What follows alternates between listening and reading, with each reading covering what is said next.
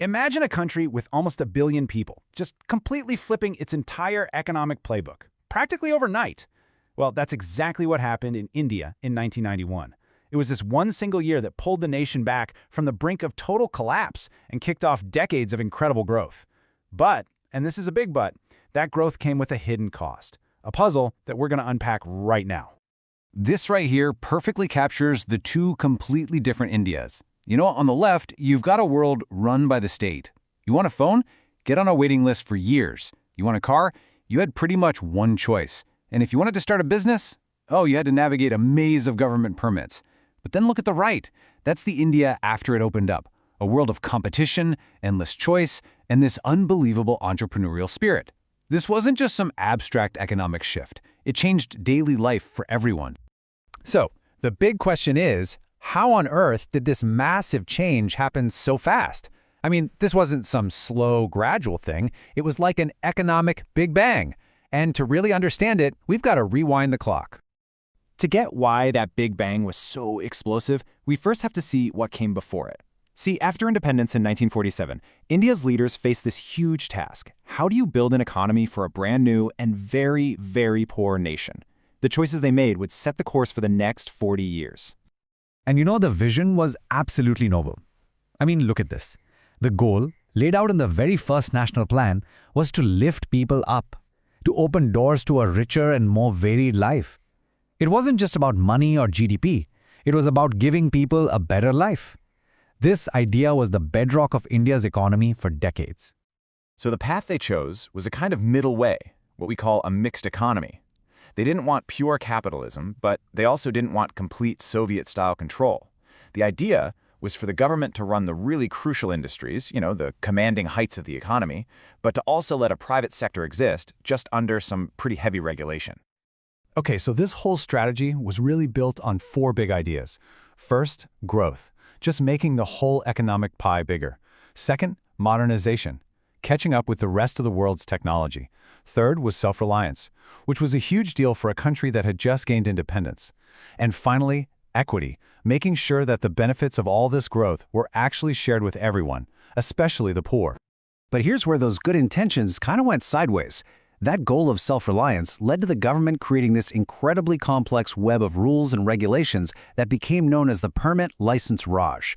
You want to start a factory? You need a license. You want to make more of what you're already making? You need another license.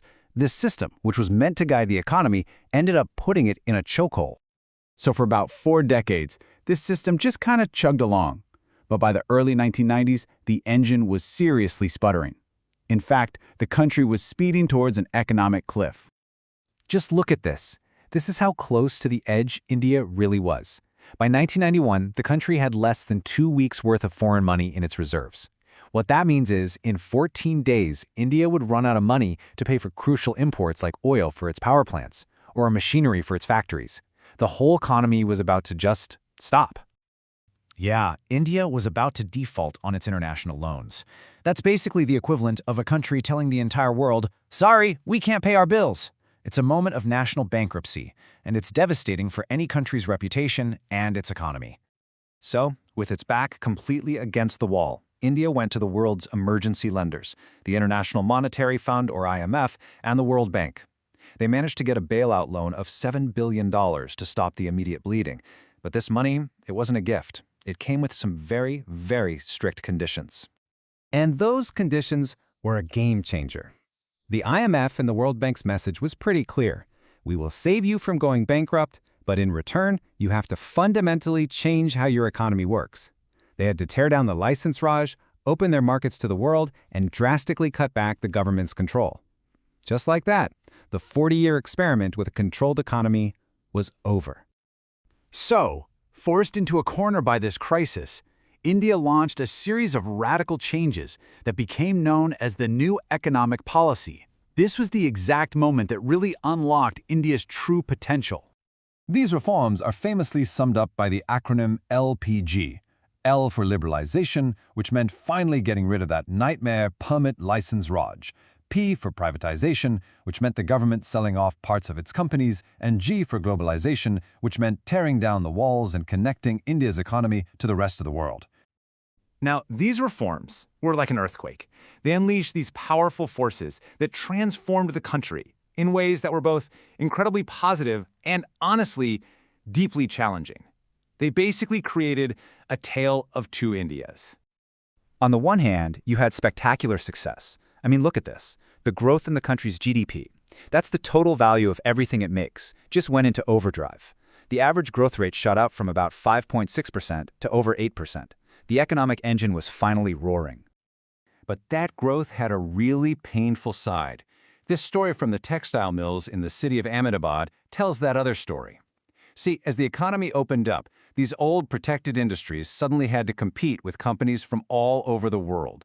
A lot of them just couldn't keep up. Factories closed, and tens of thousands of workers were pushed out of their secure jobs and into a very uncertain future. And this right here leads us to the most complex, the most challenging legacy of the 1991 reforms, this puzzle that we call jobless growth. So you can see here a classic sign of a developing economy. Millions and millions of people moved away from farming.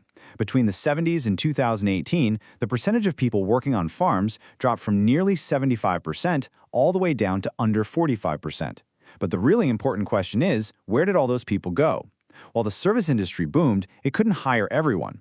The kinds of stable, factory jobs that powered other Asian economies never really showed up in the same way for India. To really get this, we have to understand the two different worlds of work. On one side, you have the formal sector. This is what you'd probably call a proper job, right? It comes with a regular salary, benefits like a pension, and you're protected by labor laws. But then you have the informal sector, which is pretty much everything else. We're talking farmers, day laborers, small shop owners. And in that world, there is no safety net. None. And this is the staggering reality of work in India, even 20 years after all those reforms. An absolutely mind-blowing 94% of the entire workforce was in that unprotected informal sector. Let that sink in for a second. That means only 6 out of every 100 workers in India had a job with a contract, with benefits, with any kind of security.